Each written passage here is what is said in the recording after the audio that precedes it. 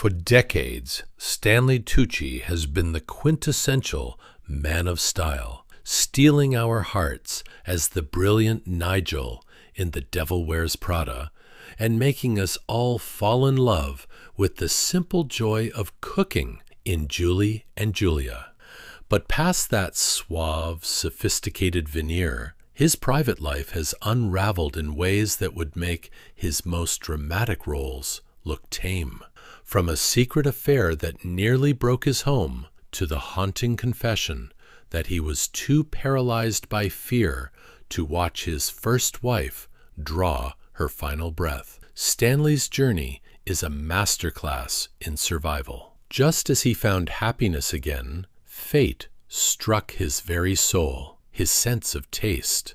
Tonight, we're looking past the perfect Negroni to find the man who had to face the unthinkable just to keep his place at the table. Long before he was shaking a Negroni on CNN, Stanley Tucci was a kid in Peekskill, New York, born in 1960, into a home where art and appetite weren't just hobbies, they were the family language. His father was an art teacher who taught him how to see a line, and his mother was a writer and a formidable cook who taught him how to respect a recipe.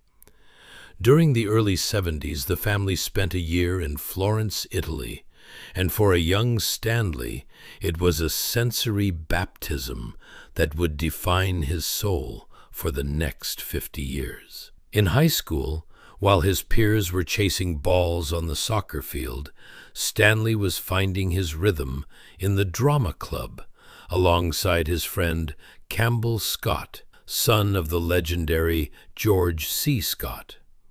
He was a natural, moving with a quiet, observant grace that felt older than his years. He headed to SUNY Purchase, where he shared classrooms with the likes of Ving Rhames. In a charming bit of trivia that tells you everything about his character, it was actually Stanley who gave Irving Rhames the nickname Ving. His professional start in the early 80s was a classic New York grind. He earned his actor's equity card as a soldier on Broadway, and even paid the bills as a model, most notably leaning against a wall in a Levi's 501 commercial that had every woman in America doing a double take. For a while, Hollywood tried to pigeonhole him into tough guy or mobster roles, like his turn as Lucky Luciano in Billy Bathgate. But Stanley was a chameleon with an intellect that couldn't be hidden behind a fedora. The true Tucci era began in 1996 with a labor of love called Big Night. He didn't just star in it, he co-wrote and co-directed it, dragging his mother in to write a cookbook for the film. It was the story of two brothers obsessing over a perfect risotto, and as the great Roger Ebert noted, it was their own labor of love, a perfect cinematic dish that included just what was needed and nothing else. It won the Grand Jury Prize at Sundance and established Stanley as a man of impeccable, uncompromising taste. From there, the accolades started piling up like a multi-course feast. He won an Emmy and a Golden Globe for portraying the fast-talking columnist Walter Winchell, and another Golden Globe for his chilling performance as Adolf Eichmann in Conspiracy. He was the rare actor who could stand toe-to-toe with Tom Hanks in Road to Perdition and The Terminal, or steal an entire movie from Anne Hathaway as the sharp-tongued, loyal Nigel in The Devil Wears Prada. But perhaps his most magical alchemy happened alongside Meryl Streep. Whether they were navigating the cutthroat fashion world or the butter-soaked kitchen of Julie and Julia, they created a portrait of partnership that felt real, sophisticated, and deeply human. By 2009, he was an Oscar nominee, a best-selling author of cookbooks, and the most respected supporting actor of his generation. He had become our collective ideal, a man who looked as good in a tuxedo as he did in an apron, possessing a wit that was sharp but never cruel. In addition to a thriving career, his personal life is also happy, with a devoted wife, Kate Spath Tucci. She wasn't a creature of the red carpet. She was a social worker, a woman who spent her days mending the fractured lives of others. When they married in 1995, it looked like the ultimate Hollywood balancing act. Stanley provided the artistic flair, and Kate provided the ballast that kept the ship from tipping over. For nearly a decade, the Tucci household in Westchester was the envy of the industry. With 3 beautiful children, twins Isabel and Nicolo, and their daughter Camilla, Stanley was the man who seemingly had it all: the Oscar-nominated career and the homemade Italian dinner waiting at the end of the day. But even the most grounded men can lose their footing when the siren song of art starts playing too loudly in a small, dark room. The first real crack in the porcelain appeared in 2002. Stanley was cast in a Broadway revival of Frankie and Johnny in the Clair de Lune, opposite the powerhouse Edie Falco. It was a raw, intimate production that famously began with the 2 leads completely naked in bed together. In this business, we like to pretend that simulated intimacy is just a clinical exercise in choreography. But Edie Falco was refreshingly blunt about the reality. She told the New York Times, "This play is about 2 people having sex, and there's sort of no way to make an audience believe it if when you get out of bed, you have your clothes on." The line between the character and the man didn't just blur, it snapped. In a move that sent shockwaves through their circle, Stanley, the perfect family man, actually left Kate and the children to be with Edie. It was a betrayal that didn't fit the script we had written for him. But Edie Falco eventually realized the fantasy couldn't survive the daylight, later noting, "We were together and then we broke up." Because there's no way for that to be a good thing. He's a lovely man, and he's back with his wife and kids, and I'm thrilled. By 2004, the fever had broken. Stanley realized the Clair de Lune was nothing compared to the steady light of the home he had built. In an act of grace that many still find breathtaking, Kate took him back. They presented a united front, rebuilding their foundation and raising their children as if the affair were just a momentary lapse in judgment. On the surface, the reconciliation was a triumph, but for those of us who look closely, that kind of rupture leaves a permanent mark. Kate had forgiven him, but the power dynamic had shifted. Stanley walked through the rest of their marriage carrying an emotional debt he could never fully repay, a frantic need to be the perfect protector to compensate for the time he had walked away. Just as he was settling into this role of the redeemed husband, life decided to demand a payment in a much more brutal currency. And then it came. While the world was busy applauding the rapier-sharp wit of Nigel in The Devil Wears Prada, Stanley Tucci was navigating a horrible sensory assault that no camera could ever capture. One hour you're on a sun-drenched set, and the next you're in the fluorescent chill of an oncology ward, watching stage 4 breast cancer slowly erase the woman who had just given you a second chance. Stanley later told Vera magazine, "To watch her go through those treatments for years was horrible. For 3 long years, he became a sentinel in a sterile purgatory, trying to pay back an old debt of infidelity with a new currency of absolute devotion." But in 2009, the music didn't just fade, it stopped with an absolute silence. At 47, Kate reached the limit of what a spirit can endure. And here in the shadows of that final night, we find the truth that Stanley would eventually whisper with a voice like jagged glass.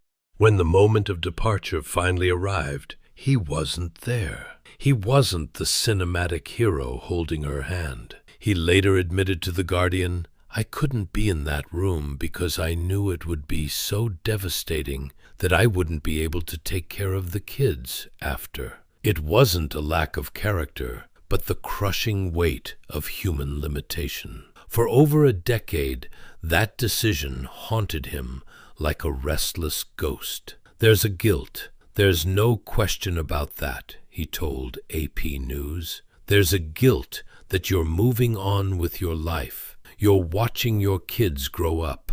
She won't have that opportunity." Even as he reached new heights of fame, he remained a man always disappointed in himself, constantly second-guessing if he'd been as good a parent as he could be. To the public, he was a dignified widower, but inside, the grief remained a permanent fixture. As he put it years later, "Her death is still incomprehensible to me, her absence unreal."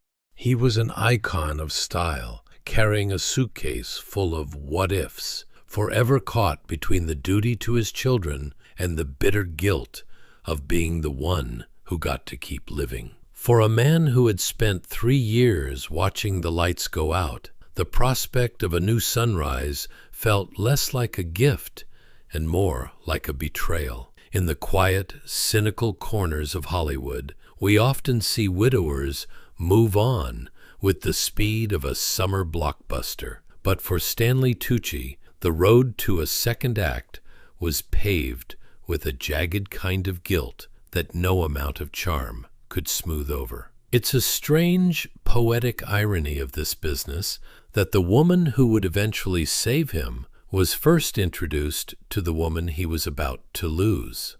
The story takes us back to 2006, to the red carpet premiere of The Devil Wears Prada. It was a night of triumph for Stanley, but as we've seen, it was also the beginning of Kate's long goodbye. That evening, Stanley and Kate bumped into his co-star, Emily Blunt, and her sister, Felicity. In a detail that Stanley still holds close to his heart, Felicity and Kate actually spent time talking that night. Stanley would later remark in 2021, "She and Kate talked at the premiere that night, and I have a photo of them together." To a man haunted by the what-ifs, that photo isn't just a memory, it's a permission slip from the past. But it took 4 years and a devastating amount of grief before that spark turned into a flame. They reconnected in 2010 at Emily Blunt's wedding to John Krasinski. Now, if you know anything about Stanley Tucci, you know that the quickest way to his soul is through his stomach. Felicity, a literary agent and a virtuoso in the literary world, made an impression on him that had nothing to do with her resume and everything to do with her appetite. Stanley,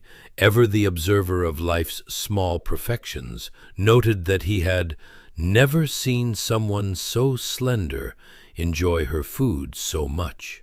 They spent that weekend talking about the sacred nature of a good meal. When they finally met up in London for their first proper date, they ended up at a mediocre little restaurant, but the company was so intoxicating that the food didn't matter. Their second date, however, was a 4-hour marathon at a different establishment. By the end, Stanley was so full he could barely move. But then Felicity did the one thing that sealed her fate. She asked to see the cheese cart. Stanley's reaction was pure Tucci. "I thought that's incredible." That very restaurant would eventually host their wedding reception. But don't let the cheese and the wine fool you. The psychological cost of this new happiness was astronomical. When Stanley finally worked up the courage to propose during a trip to Berlin in November 2011, the perfect gentleman didn't feel like a hero, he felt like a criminal. He later confessed, "I panicked instantly afterwards." The widower in him was screaming that he was moving too fast, that he was leaving Kate behind in the dust. Even after they married in 2012 at Middle Temple Hall in London, with Emily Blunt as a bridesmaid, the ghost of his first marriage followed him into the bedroom and onto the airplane. He told the Irish Mirror with a raw, unsettling honesty, "It was very hard to go on vacations at first. Really hard to go with Felicity some places. I felt guilty. It's horrible. You always feel guilty." He was a man caught between two worlds, the unreal absence of Kate and the vibrant, demanding presence of a new love. We have to give credit to Felicity Blunt here. In this town, people run from baggage, but she stepped right into the center of his storm. As Stanley put it, it is not easy to find somebody who is going to take on 3 teenagers and a widower. That's a lot. Felicity didn't just take them on. She became a step-parent in the truest, most challenging sense of the word, eventually adding 2 more children of her own, Matteo and Emilia, to the Tucci clan. In 2017, the universe decided to play a joke on Stanley Tucci that was as cruel as it was poetic. For a man who had spent his entire life worshipping at the altar of flavor, the diagnosis felt like a targeted strike at his very soul. It started with a persistent shooting pain in his jaw, the kind of nagging discomfort that a man of his age usually attributes to a long day on set or a poor night's sleep. But Stanley, haunted by the ghost of Kate's struggle, knew deep down that something was wrong. However, in this industry, even the most expensive doctors can blink. Stanley went for a scan, and it missed the mark entirely. He spent months in a state of suspended animation, caught between the terror of what he suspected and the relief of a false negative. As he later told People magazine, "You're afraid that there is something wrong, but the scan missed it." When the truth finally emerged, it was staggering. A 3-centimeter tumor had taken up residence at the base of his tongue. It was massive, it was aggressive, and it was too large to be surgically removed without potentially destroying his ability to speak or swallow forever.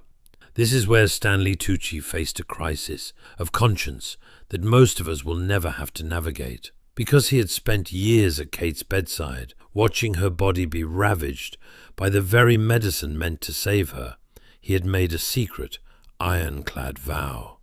He told Vera magazine, "I'd vowed I'd never do anything like that, because my first wife died of cancer, and to watch her go through those treatments for years was horrible." He was a man who preferred a dignified exit over the chemical warfare of high-dose radiation. But he was also a man with a new wife, Felicity, and 5 children who weren't ready to let him go. He eventually surrendered to the treatment, and the ensuing months were a descent into a sensorial purgatory. The man who had just written a memoir titled Taste found himself in a world where everything was filtered through a thick, gray haze of nausea. For 6 months, Stanley lived through a feeding tube. The side effects weren't just unpleasant, they were a visceral assault. His mouth erupted in ulcers. A simple sip of water didn't feel like hydration. It burned like battery acid. But for a gourmet, the real torture was the betrayal of his senses. He famously described the progression of his taste buds during chemo as a journey through the grotesque. At first, anything he could manage to put in his mouth tasted like old, wet cardboard. A few days later, it evolved into the same old, wet cardboard, but slathered with someone's excrement. It was a total isolation. He couldn't connect with his friends over a bottle of wine. He couldn't even stand the smell of cooking on other people's clothes. He admitted to the hosts of The View that during those darkest hours, losing the ability to connect through food made him want to, well, die. The physical toll was devastating. He lost 35 pounds and became a shadow of the man we saw in The Devil Wears Prada. He was so weak, He could barely make it to his twins' high school graduation, a moment he had promised himself he wouldn't miss. But through the fog of morphine and the chronic exhaustion, he found out who his real tribe was. Felicity and the kids were amazing, acting as the anchor he had once been for Kate. And then there were the daily visits from his dear friend and fellow actor, Colin Firth. In a town built on transactional relationships, Firth's presence was a reminder that some bonds are forged in something stronger than fame. By the time 2022 rolled around, a miracle had occurred. Not only was the cancer unlikely to return, but Stanley's senses had staged a triumphant comeback. He told The Guardian that his sense of taste and smell were actually more acute than they had been before the illness. He went from a feeding tube to hosting, searching for Italy, a transition that feels like a divine reward for his endurance. As we look at Stanley Tucci today, we see a man who has lived several lifetimes in the span of 65 years. He carries the incomprehensible grief of losing Kate, the lingering, horrible guilt of his early infidelity, and the hard-won wisdom of a cancer survivor. He told the press, "Cancer makes you more afraid and less afraid at the same time." He feels older, yes, but he also feels a frantic, renewed hunger to get things done. He is a man who second-guesses his parenting and his career, constantly feeling he hasn't achieved enough. But to those of us watching, he has achieved the ultimate victory. He didn't just survive the storm, he learned how to appreciate the flavor of the rain. Stanley Tucci proved that even when life tastes like wet cardboard, if you stay at the table long enough, the feast eventually returns. And what a feast the last few years have been. From his chillingly brilliant turn in Inside Man to stepping into the shoes of the legendary Clive Davis, Stanley has proven that his second act is far more than a comeback. It's a masterclass. We've watched him navigate the high-stakes world of Citadel and stand toe-to-toe with Ralph Fiennes in the Vatican-set thriller Conclave. But let's be honest, for many of us, the real magic happens this May when he slips back into Nigel Kipling's immaculate tailoring for The Devil Wears Prada 2. It feels poetic, doesn't it? Returning to the role that made us all fall in love with him, now carrying the weight and wisdom of a man who truly knows what it means to survive. If Stanley's journey from a hallway of fear to a second chance at happiness touched that part of you that's also survived a few bitter pills, give this video a thumbs up. It's the best way to let us know you're listening. And if you're the kind of soul who values the truth behind the tuxedo, make sure to subscribe. Now, I want to hear from you. Have you ever had to face a what if, or a moment of guilt that changed how you see the world? Let's talk about it in the comments. After all, a good story is always better when shared with friends. Until next time.